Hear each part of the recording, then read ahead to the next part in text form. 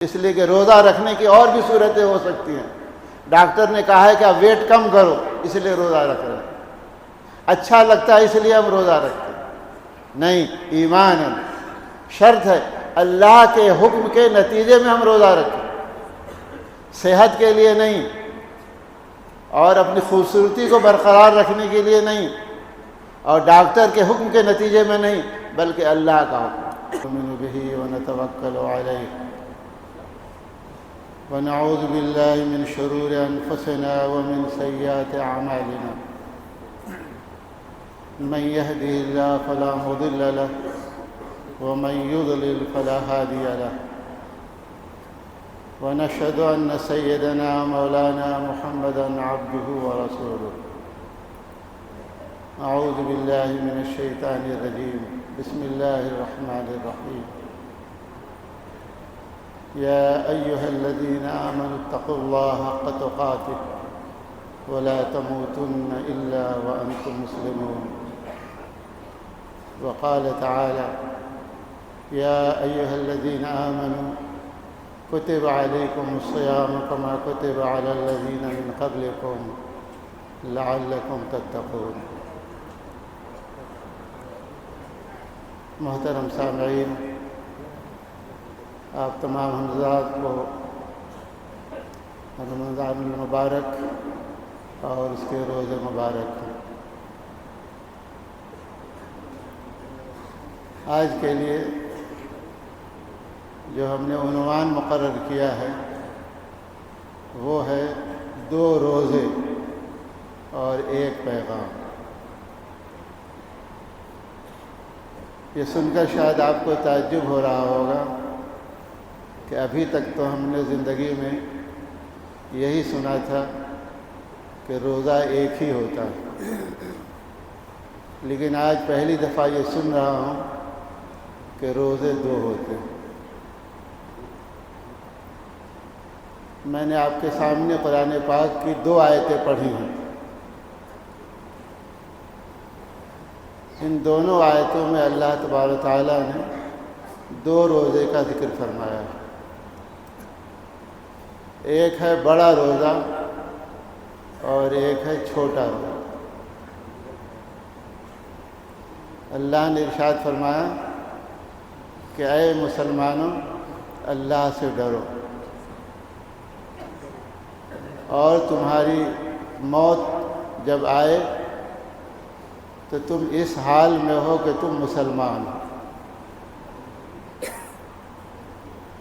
اور دوسری آیت میں ارشاد فرمایا گیا: اے مسلمانوں، تم پر رمضان کے روزے فرض کیے گئے ہیں جس طرح تم سے پہلے لوگوں پر فرض کیے گئے تھے تاکہ تم متقی بن جاؤ. پہلی آیت میں اللہ تبارک تعالیٰ نے بڑے روزے کا ذکر فرمایا ہے، اور دوسری آیت میں اللہ تبارک تعالیٰ نے چھوٹے روزے کا ذکر فرمایا ہے. بڑا روزہ کیا ہے اور بڑا روزہ کب شروع ہوتا ہے اور اس کا افطار کیا ہے، اور چھوٹا روزہ کب سے شروع ہوتا ہے اور وہ روزہ کب ختم ہوتا ہے. بڑا روزہ اس وقت شروع ہوتا ہے جب ایک شخص بالغ ہو جاتا ہے، یا اگر ایسا شخص ہے جو دائرہ اسلام میں داخل ہوا ہے اور یہ روزہ موت تک باقی رہتا ہے. اس کا افطار موت ہے. وَلَا تَمُوتُنَّ إِلَّا وَأَنْتُمْ مُسْلِمُونَ. تمہیں موت آئے اس حال میں کہ تم مسلمان ہو. اور چھوٹا روزہ شروع ہوتا ہے سحر کے وقت سے غروب آفتاب تک. چھوٹے روزے کے بارے میں آپ کو معلوم ہے کہ افطار کا وقت کیا ہے. آپ نے گھڑی دیکھی یا اذان کی آواز آئی تو آپ افطار کر لیتے ہیں، اور کب سے شروع ہو رہا ہے وہ بھی آپ کو معلوم ہے گھڑی دیکھ کر۔ اور جس طرح چھوٹا روزہ ٹوٹ جاتا ہے کھانے سے، پینے سے اور بیوی سے صحبت کرنے سے، اسی طرح بڑا روزہ بھی ٹوٹتا ہے۔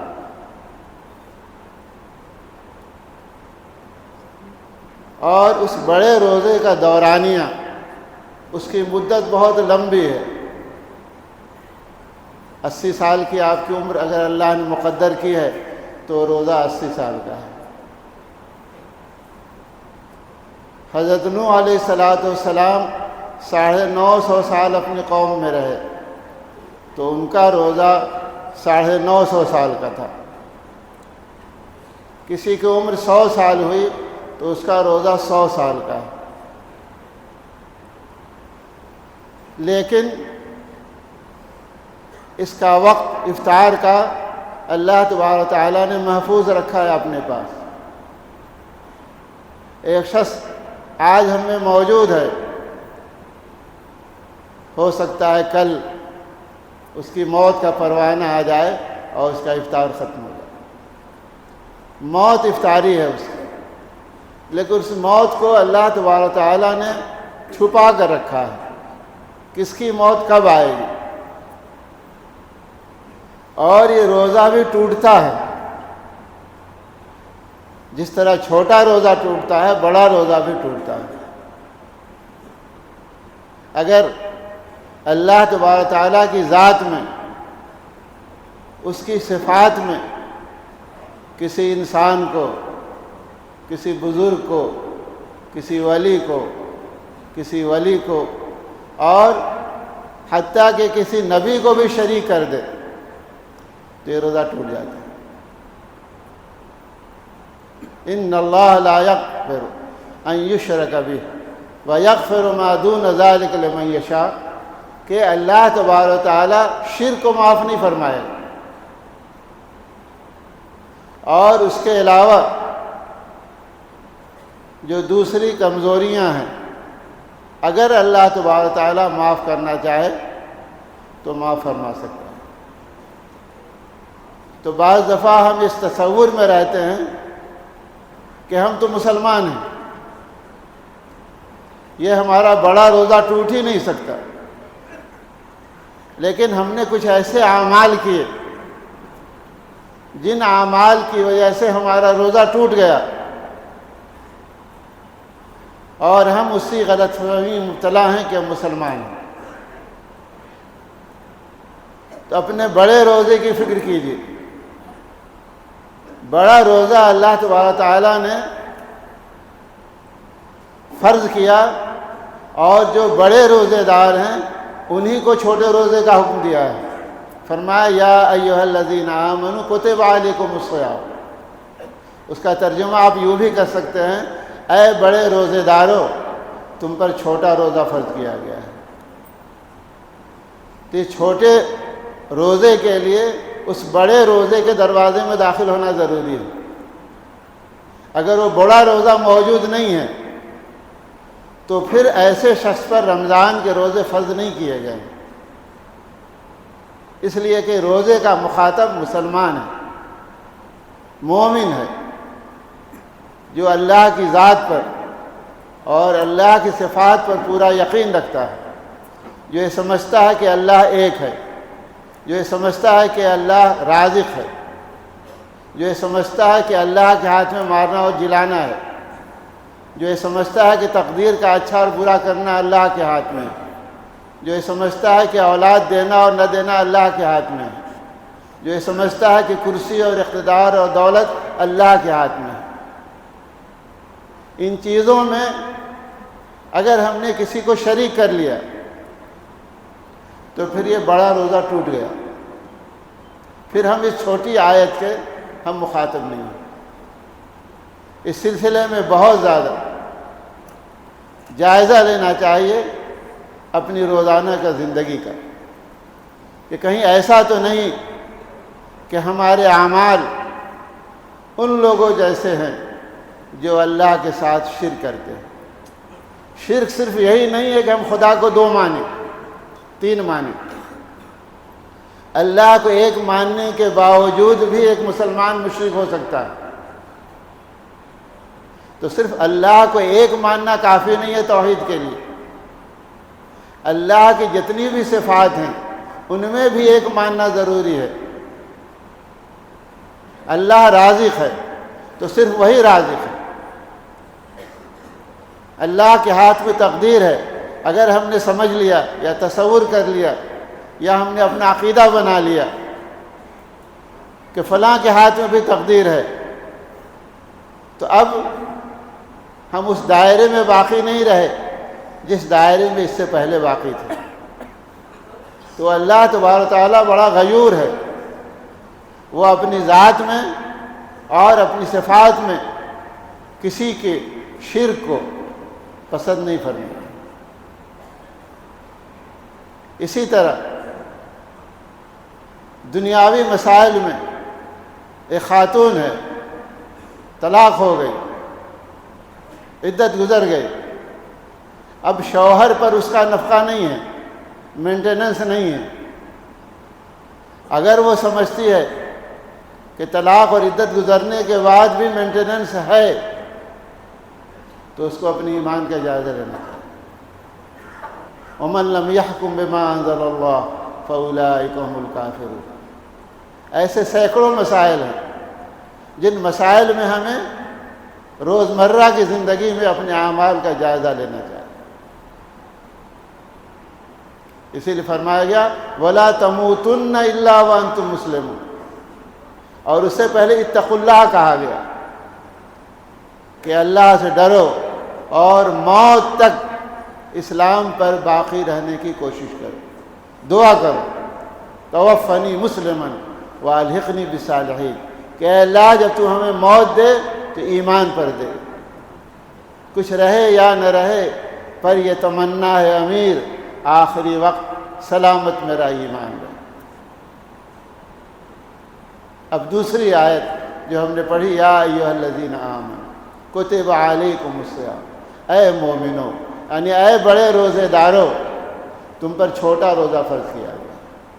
وہ روزہ 80 سال کا تھا، 90 سال کا تھا، 70 سال کا تھا، 60 سال کا تھا، یہ روزہ 12 گھنٹے اور 13 گھنٹے کا ہے۔ لیکن مخاطب کیا کیا؟ یا ایھا الذین آمنوا، اے بڑے روزے دارو تم پر رمضان کے روزے فرض کیے گئے۔ تو اس دائرے میں آنے کے بعد ہم پر رمضان کے روزے فرض کیے، کما کتب علی الذین من قبلکم، جس طرح تم سے پہلے مسلمانوں پر روزے فرض کیے گئے تھے، لعلکم تتقون، تاکہ تم اللہ کا پاس و لحاظ کرو۔ جس طرح تم نے بڑے روزے کا پاس و لحاظ کیا اسی طرح چھوٹے روزے کا پاس و لحاظ کرو۔ بڑے روزے میں اللہ تبارک تعالیٰ نے جائز چیزوں کو جائز قرار دیا تھا۔ 60 سال 70 سال کا آپ کھائیے پیجیے، بیوی سے صحبت کی اجازت تھی۔ اس 80 سال کے روزے میں کھانے پینے پر کوئی پابندی نہیں تھی۔ کلوا من طیبات ما رزقناکم، جو پاک چیزیں ہیں کھاؤ اور پیو۔ لیکن اس چھوٹے روزے میں حلال چیزوں پر پابندی عائد کر دی۔ کھانا ہمارے لیے حلال تھا، پینا ہمارے لیے حلال تھا، بیوی سے صحبت کرنا ہمارے لیے حلال تھا، اللہ نے اس پر پابندی لی۔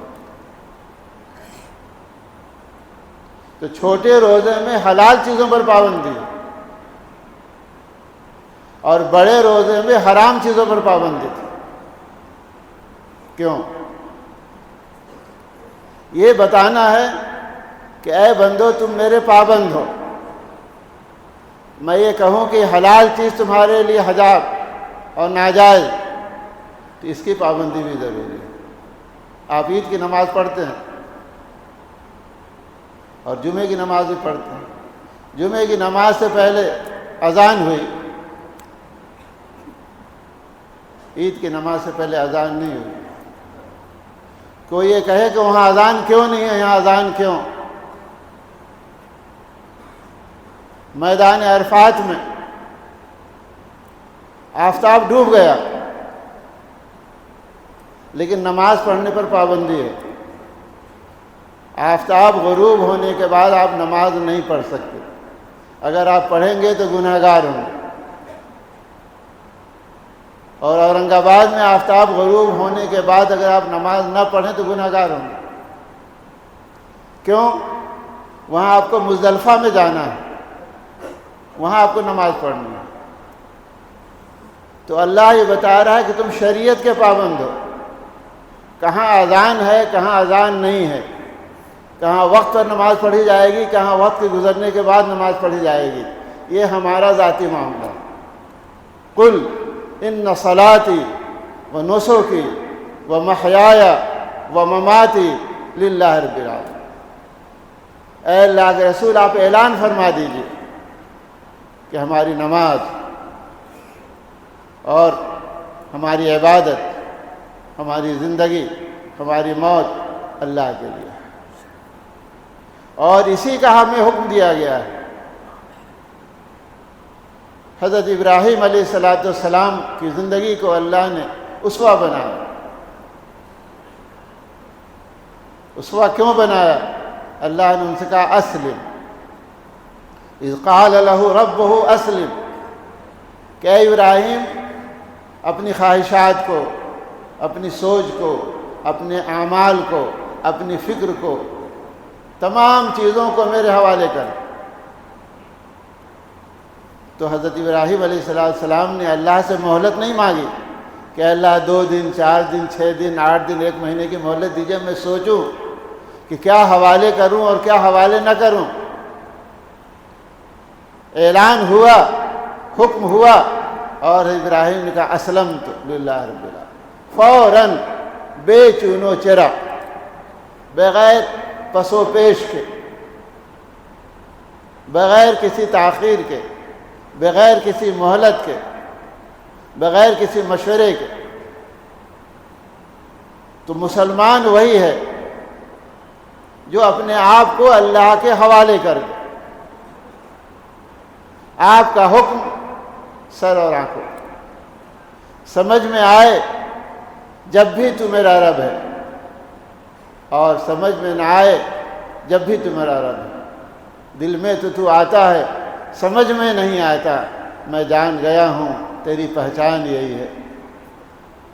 تو اللہ تبارک و تعالیٰ نے ہمیں آزمایا ہے دونوں روزوں کے لیے، اور دونوں میں کھرا اترنا ہمارے لیے ضروری ہے۔